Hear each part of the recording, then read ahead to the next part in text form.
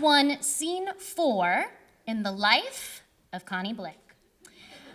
I remember at 13 years old, I would lock myself in the upstairs bathroom with Shakespeare's folio, open up to Romeo and Juliet, and recite the balcony scene over and over again. Romeo, oh Romeo, wherefore art thou, Romeo? The next night, in front of the mirror, I'd act out the serendipitous and disgustingly romantic way I might meet my future husband, complete with using my hand to pretend to kiss him, like this.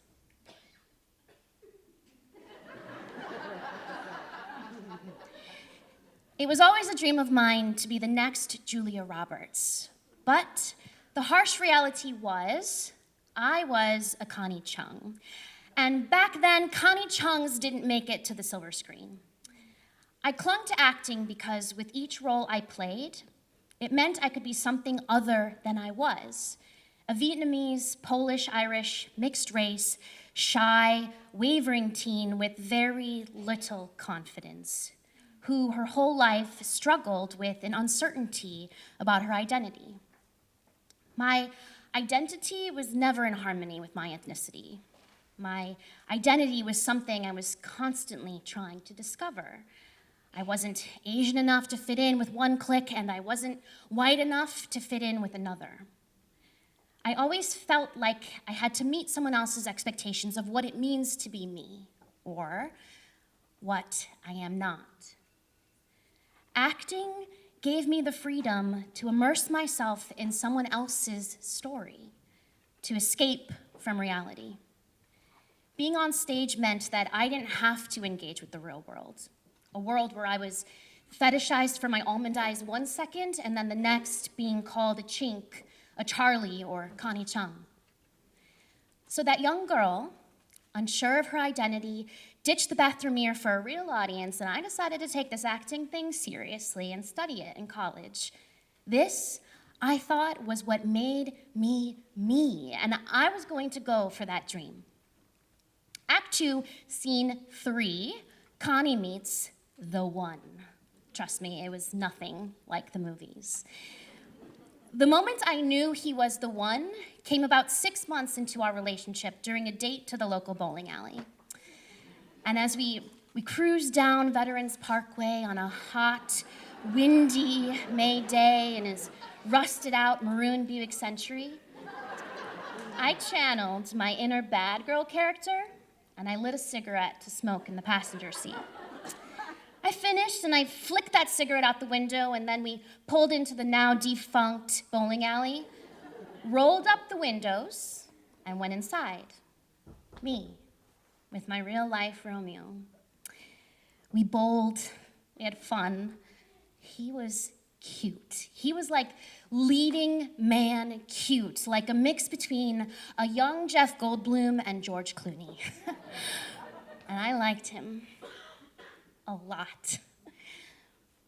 And as we headed out the door to leave, we stopped in our tracks at an unbelievable sight.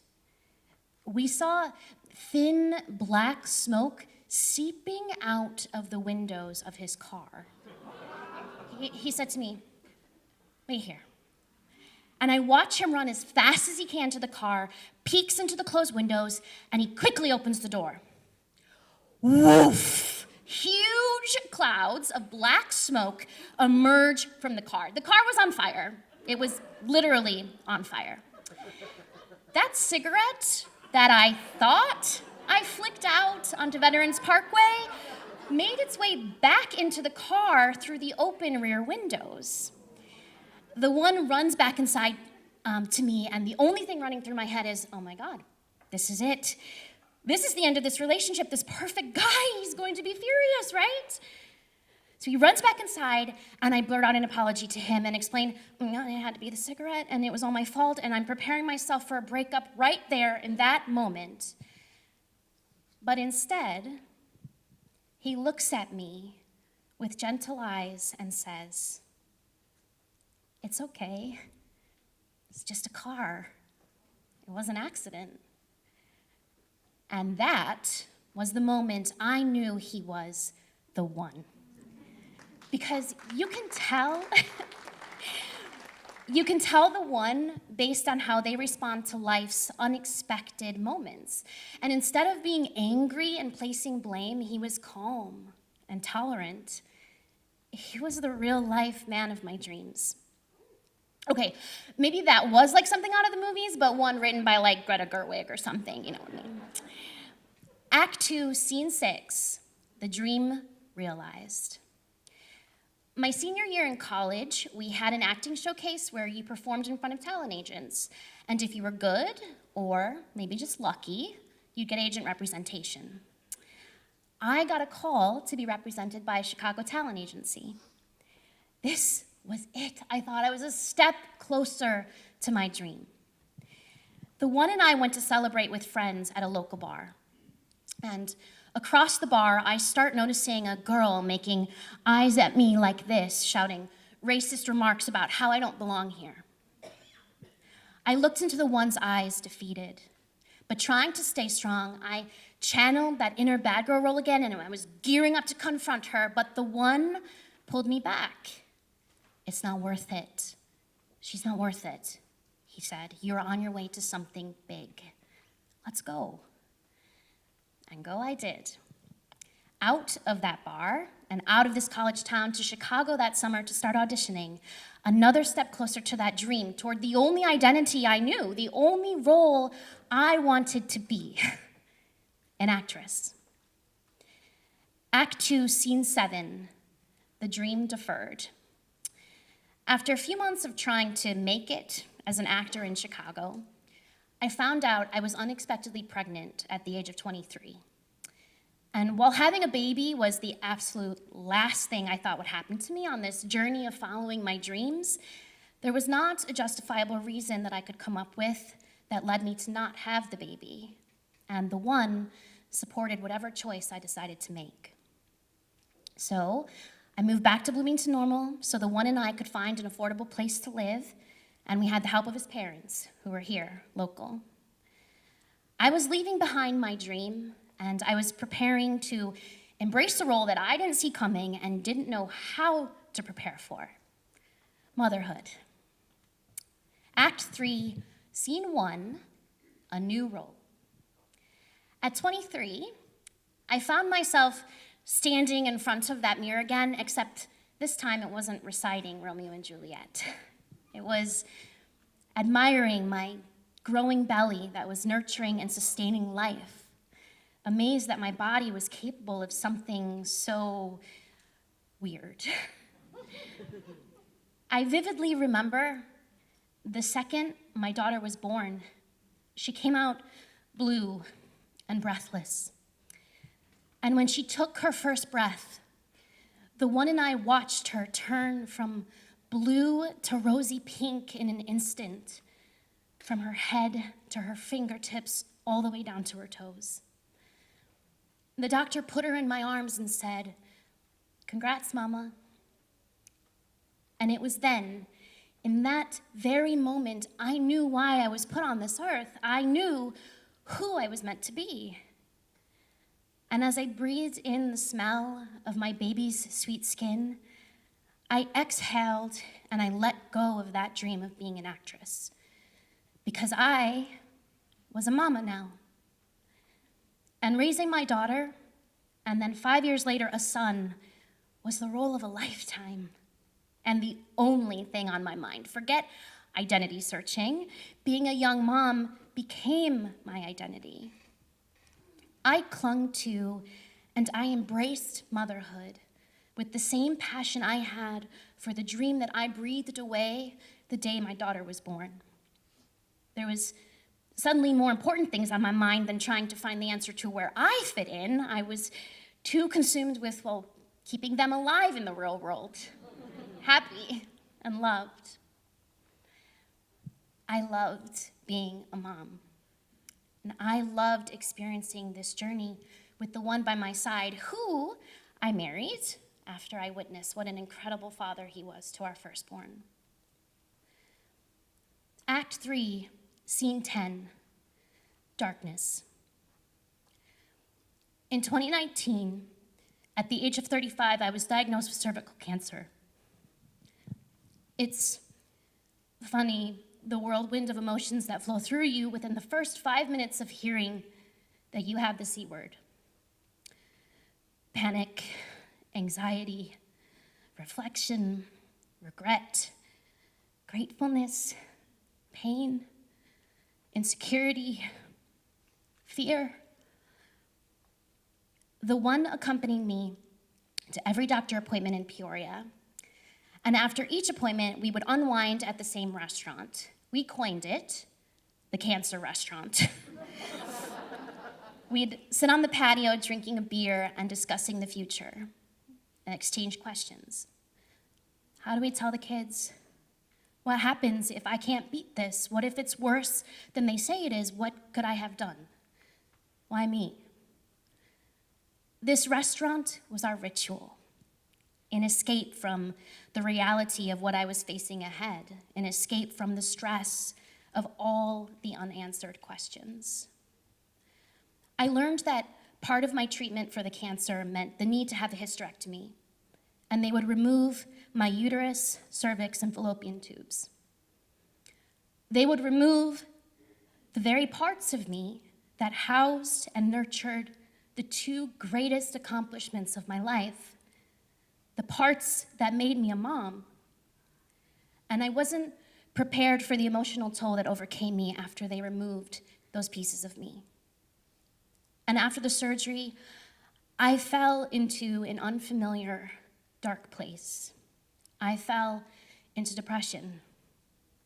I felt empty, knowing that this huge piece of me was missing that to me was so closely connected to my identity. Now when I found myself in front of the mirror again, staring at my reflection, I only saw the scars where they removed those pieces of me.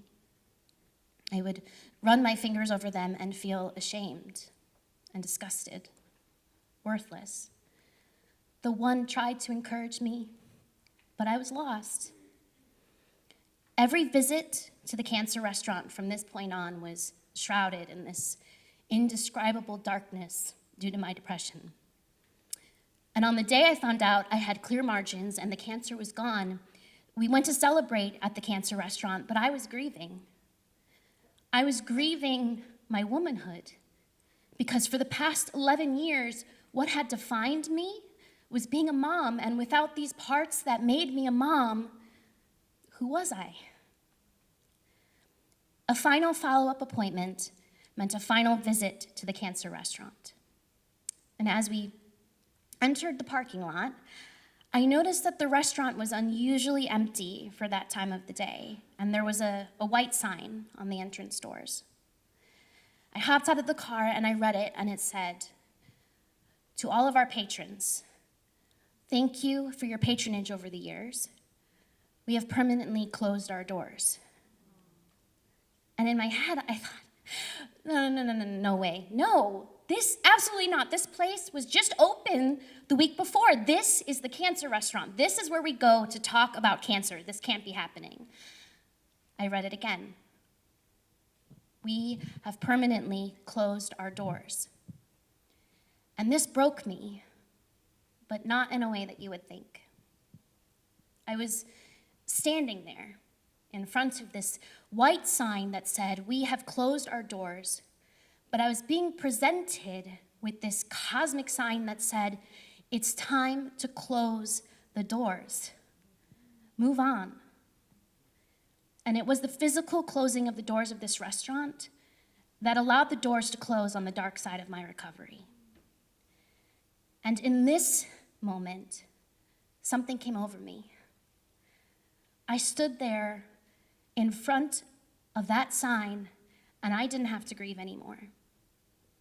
I was grateful, instead, to be alive and healthy. Driving away to find a new place to eat meant driving away into a new future.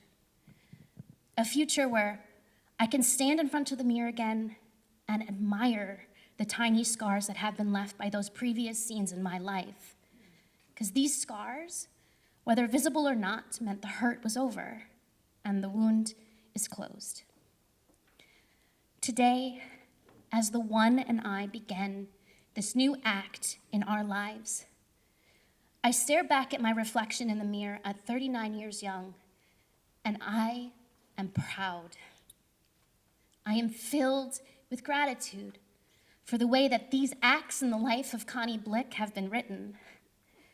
Because if it wasn't for these acts, the search for identity, meeting the one, the leap to follow my dream, the ridicule that made me stronger, and most notably, the unexpected gift of pregnancy before the unexpected journey through cancer and the hysterectomy, if it wasn't for these acts happening in the very moments that they did, in this time of my life that they did, I wouldn't be in this place that I am in this very moment, this magnificent place where I embrace the role of a wife, a mother, a friend, a daughter, a survivor, a committed and passionate theater artist, and so much more.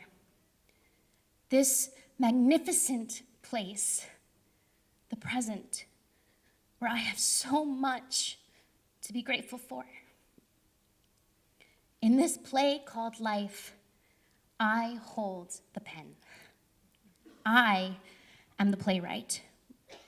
And I look forward to the next scene, the next role that I might be cast in, because these scenes, these acts, these experiences, these are what make me me.